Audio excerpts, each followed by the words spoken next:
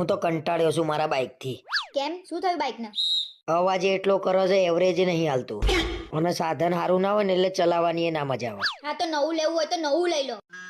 કયું લઉં? બુલેટ લેવાની ઈચ્છા છે મારી. શું બોલ્યા તમે? સંભળાયું નહીં મને. એમ કહું છું, બુલેટ લેવાની ઈચ્છા છે મારી. બુલેટ લેવું નહીં, કાન ખોલીને સાંભળ પેલા. હા તો ઈચ્છા જ રાખવાની, બાકી બુલેટ લાવવાનું નહીં આપણે. અપાચી તો લાવવા દે કે નહીં? ચૂપચાપ સાઈન લઈ લેવાનું. આટલા મોંઘા બાઇક લઈને હપ્તા ભરવાના, પેટ્રોલ ના ખર્ચા. અરે ભાઈ, મોંઘું બાઇક હોય ને તો આમ 4 જણાને લાગે કે મોંઘું બાઇક છે, આમ રોલા પડે. હવે રોલા પાડવાની જગ્યાએ તમારા શરીર ઉપર ગોબા પડી જશે.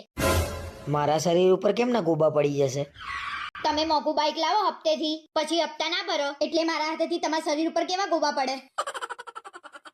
એટલે ટૂંકમાં હું બજારમાં પૈસા વાળો લાગુ એ તને ગમતું નહીં એમ ને? પૈસા વાળા હોય ને એમને બતાવવાની જરૂર ના પડે કે હું પૈસા વાળો છું એમ. તો પછી લોકોને કેમ નહીં ખબર પડે કે આ પૈસા વાળો છે એમ? મુકેશ અંબાણી સાયકલ લઈને આટો મારવા નીકળે ને તો એને કહેવાની જરૂર ના પડે કે હું પૈસા વાળો છું. અને તમે બુલેટ લઈને નીકળો ને તોય કોક એમ જ કે આ કોકનું માંગીને જ લાવ્યો હશે. આની વાત તો સાચી છે હો. પેલા મારા જોડે આવું થયેલું છે.